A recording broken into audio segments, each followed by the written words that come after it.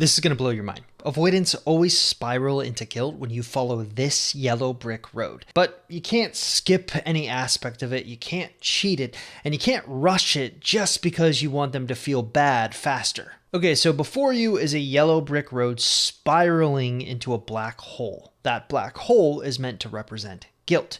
Now, this circle is you, and this circle is your avoidant.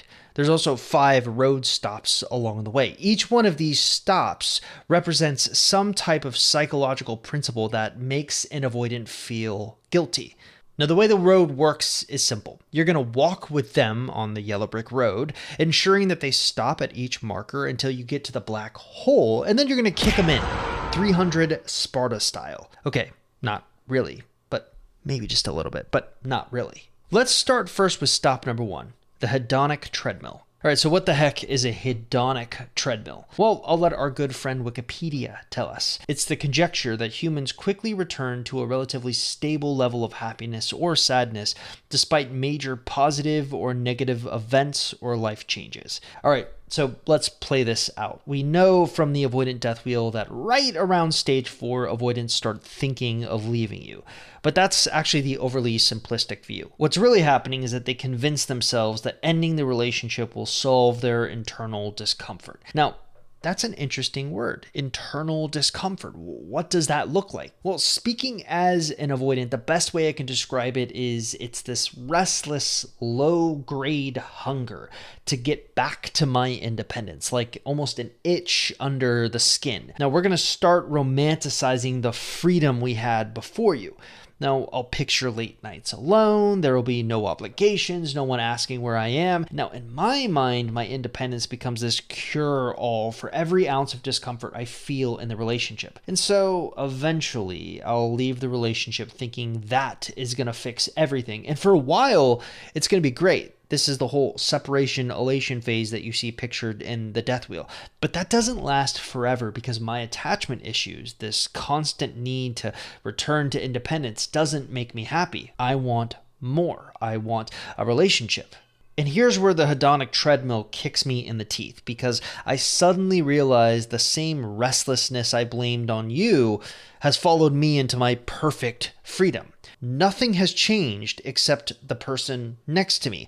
And now I'm stuck facing the truth that leaving you didn't fix a thing. That's when the guilt starts seeping in, because I didn't just walk away from you, I walked away from something good for basically no real reason at all. Of course, that guilt alone isn't enough to make me want to take action and come back. So you lead me to the next stop on the yellow brick road. Stop number 2, the before and after effect. Have you ever noticed how human beings in general just love contrast? That's because the human brain is a comparison engine. The contrast effect explains that we don't judge value in absolute terms, only in relation to something else. This is actually rooted in how our perceptual system evolved.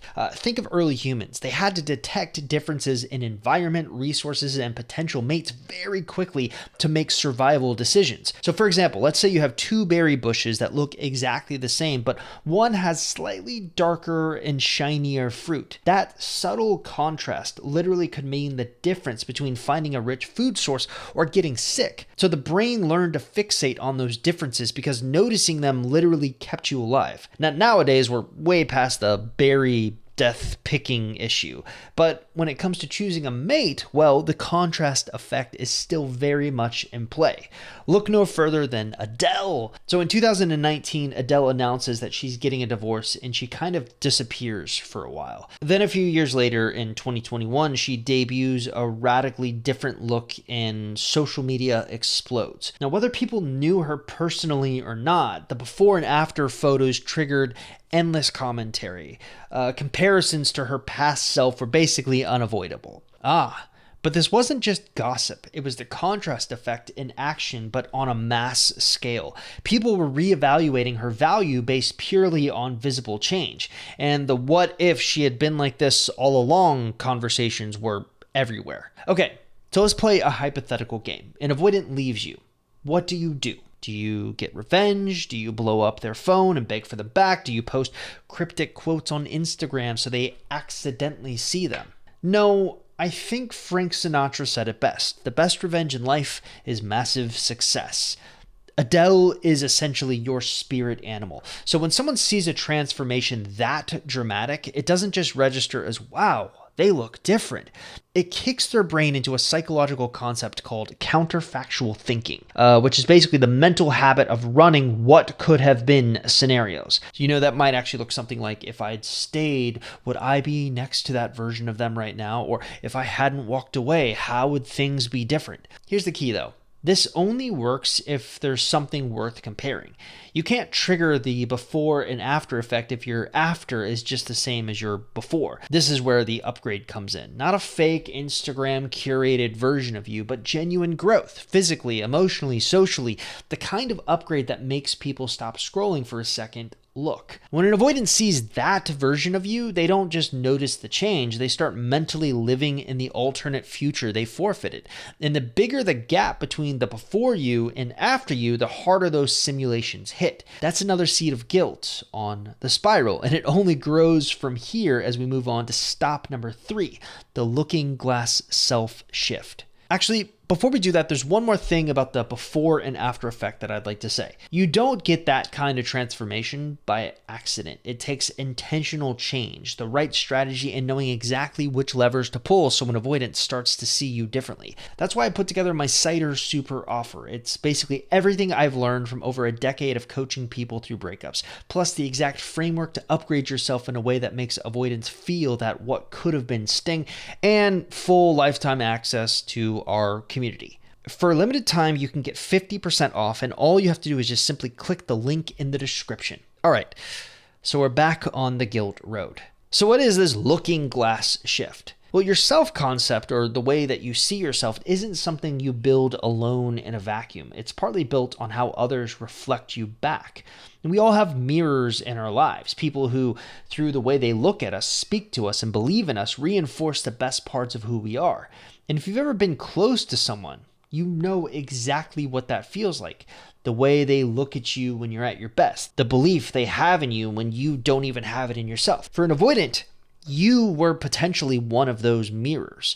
Maybe the mirror. You reflected back a version of them that they liked. The more caring, confident, capable version they like to think they are deep down. They're a little full of themselves. But when your reflection changes, when you no longer see them as admirable or strong, or most importantly, the good guy in the story, that does more than just bruise their ego. It can shake their identity in a way that they don't expect. And when that mirror is gone, they can't just go find another one like it right off the bat. They try, but are often left disappointed and staring at a version of themselves they can't quite respect. Now, probably the best example I can think of to illustrate this point is it's kind of the same effect that you see when a massive public figure falls from grace. Take Tiger Woods in 2009. So before his scandal, Tiger's public image is essentially spotless. He's admired not just for his talent, but for his discipline, his family image, his role model status. The whole world reflects back this heroic version of him. And then the scandal breaks. He's having a bunch of affairs. Sponsors drop him. Fans turn. The media stops feeding him that reflection of being this disciplined, admirable, and untouchable guy. Now, losing that mirror wasn't just bad for his career. Tiger admits years later that it forced him to see an unflattering version of himself that he'd been avoiding. Now, without the world reinforcing this better self-image, he has to sit with the worst parts of himself. That's identity destabilization in real time. With avoidance, though, this happens on a personal scale. When you stop reflecting the better self back to them, maybe because you've grown like in our previous stop, or you've set boundaries, or you simply just stopped believing the best version of them is still in there, they feel that loss deeply. It's not just about you leaving, it's about losing the one person who made them believe that they were that person. And the guilt starts to seep in. They start to think, wait, I used to be better when I was with them. Now, whether or not that's objectively true, the perception alone is enough to make them uneasy. That dissonance between the person they want to believe they are and the person their actions have revealed becomes a low, constant hum of discomfort. And just like that, we planted another seed of guilt on the yellow brick road, which of course leads us to our fourth stop, the clean hands fallacy. After World War II, a narrative takes hold in West Germany and even parts of the Allied world. The so-called myth of the clean Wehrmacht. Hopefully I'm saying that right. If I am not, sorry. It was the belief that the regular German army had fought honorably, separate from Nazi atrocities, while all the moral blame belonged to the SS or political leadership. Now, for decades, this story allows German veterans and the public to maintain the idea that the army's hands were clean of the Holocaust. The problem is that history eventually catches up. Records, testimonies, and investigations basically prove that the Wehrmacht had been complicit in war crimes, that clean hands' self-image is suddenly shattered, and with it came a reckoning for those who'd built their entire identity on the false separation from guilt. Avoidants do something similar, but on a personal scale. They like to believe that they can leave a relationship without being the bad guy, that they can walk away without getting their hands dirty. But let's say your actions aren't normal after a breakup. You're calm, you're boundary driven, you basically remove any excuse for them to pin the blame on you. That clean hands story that they tell themselves starts to crack. That's when guilt floods in because they're left holding the full weight of what they did with no narrative shield to protect them. Which leads us very nicely into stop 5. My favorite, the Ostrich Effect, but it backfires. All right, here's what I love about the Ostrich Effect. It gets its name from the popular, though scientifically inaccurate, belief that ostriches bury their heads in the sand when they sense danger. Here's how it works. When faced with something unpleasant, you bury your head in the sand and pretend it's not there. That's basically it. For avoidance, that often means dodging reminders of you, not going to certain places, muting you on social media, steering conversations away from anything that might trigger emotion. They think if they can just avoid the bad news that the discomfort will fade, which again, it's right there in the name. They want to avoid things. I'm actually not the biggest Edgar Allan Poe fan, but there is one story he did that always stuck with me, The Telltale Heart. So in this story, the narrator commits a murder and hides the body under his floorboards. He convinces himself that the problem is gone. And at first he feels safe. He's gotten rid of the evidence. No one suspects anything. But over time, he begins to hear a faint sound of a heartbeat. It grows louder and louder until eventually it's just so deafening he can't tune it out.